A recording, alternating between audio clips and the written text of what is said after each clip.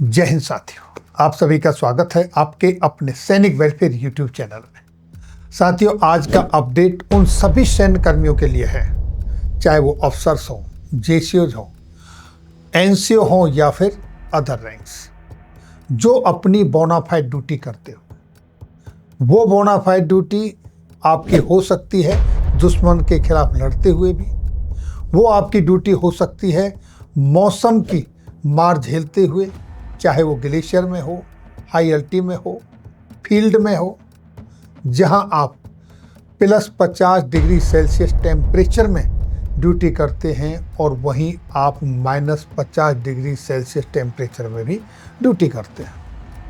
और वो ड्यूटी हो सकती है आपकी नेचुरल कैलामिटीज़ के समय भी, जब स्टेट के आर्म फोर्स, पैरामिलिट्री फोर्स और लोकल एडमिनिस्ट्रेशन जब फेल हो जाता है तो सेना को कॉल किया जाता है, चाहे वो फ्लड का सीन हो, चाहे वो अर्थक्वेक हो, चाहे वो कोविड जैसी महामारी हो। इन सभी ड्यूटियों के, ये सारी बोनाफाइड ड्यूटियों को करते हुए और साथ ही साथ शांति काल में आप अपनी सीमाओं की सुरक्षा के लिए जो तैयारियां करते हैं, उन सब के दौरान अगर एक सोल्जर, एक सैन्य कर्मी, वो किसी भी रैंक का हो, अगर वो डिसेबल्ड हो जाता है, वो अपंग हो जाता है, तो उसको मिलने वाली disability pension income tax free होती है। लेकिन वर्तमान सरकार ने 2019 में वित्त मंत्रालय के सीबीडीटी विभाग के माध्यम से एक आदेश पारित किया, जिसकी कॉपी आप देख रहे हैं, ये आपके सामने है। 24 जून 2019 को वित्त मंत्रालय के CBDT, central board of direct taxes की तरफ से एक आदेश पारित किया था और इस आदेश के मुताबिक किसकी टैक्स एग्जेम्पशन रहना है, किसको और किससे लिया जाएगा, वो डिफाइन किया था।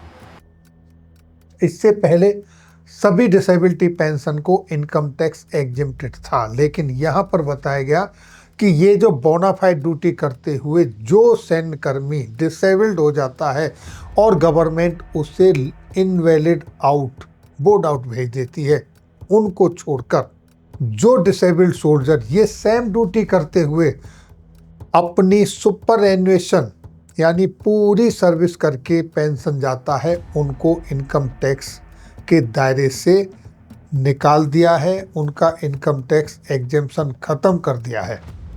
लेकिन इस आदेश को आने के बाद कुछ सैन्य कर्मियों ने सर्वोच्च न्यायालय का दरवाजा खटखटाया।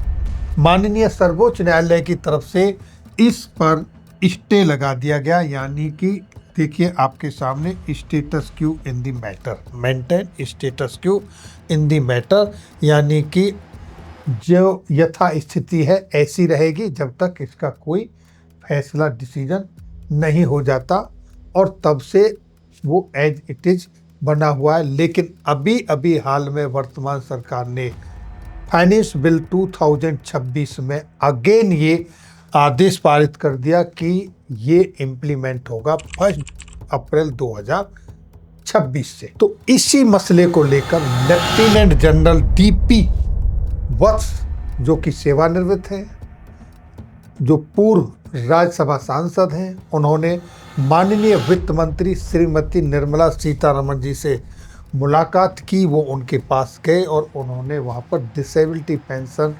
एग्जेम्पशन को लेकर उनके साथ चर्चा की। तो वहाँ से अब ये खबर निकल कर आई है कि आपकी जो डिसेबिलिटी पेंशन है उस पर 1 अप्रैल 2026 से जो इनकम टैक्स लगना था वो नहीं लगेगा। वो क्यों नहीं लगेगा, ये वित्त मंत्री श्रीमती निर्मला सीतारमण जी ने बताया, क्योंकि ये आपका जो मैटर है ऑलरेडी माननीय सर्वोच्च न्यायालय में चल रहा है, जहां पर ये मैटर विचाराधीन है। इसलिए अभी जो स्थिति है वही स्थिति रहेगी। अभी 1 अप्रैल 2026 से इनकम टैक्स नहीं कटेगा। साथियों, आपको पता होगा, जब से 12 लाख तक की इनकम टैक्स से एग्जेम्प्टेड हुई है, उसके बाद जेसीओ और जवान इनकम टैक्स के दायरे में नहीं आते हैं। उससे पहले कुछ इनकम टैक्स के दायरे में आते थे।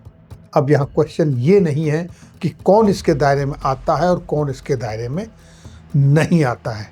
क्वेश्चन ये है कि जब एक युवा अपने सर्वोच्च बलिदान देने की कसम खाकर भारतीय सेना में भर्ती होता है और वो उससे पीछे नहीं हटता और वही ड्यूटी करते हुए अगर वो अपंग हो जाए, अगर वो डिसेबल्ड हो जाए, तो क्या उससे इनकम टैक्स लिया जाना चाहिए?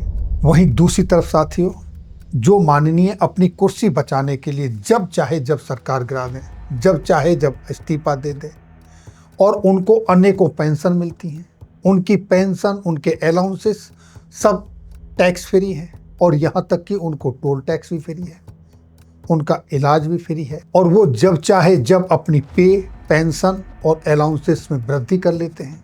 और देश की सीमाओं की सुरक्षा करने वाले जब अपनी ड्यूटी करते हुए अपंग हो जाएं, शहीद हो जाएं या फिर उनके अंग भंग हो जाएं, उनके ऊपर इनकम टैक्स लगाया जा रहा है। क्या ये सही है? इसके ऊपर आपकी क्या राय है? अगर ये सही लगता है तो अपने दोस्तों के साथ ज़रूर शेयर करें। फिर मिलेंगे आपके वेलफेयर से जुड़ी किसी अन्य जानकारी के साथ अगली वीडियो में। तब तक के लिए जय हिंद, जय भारत।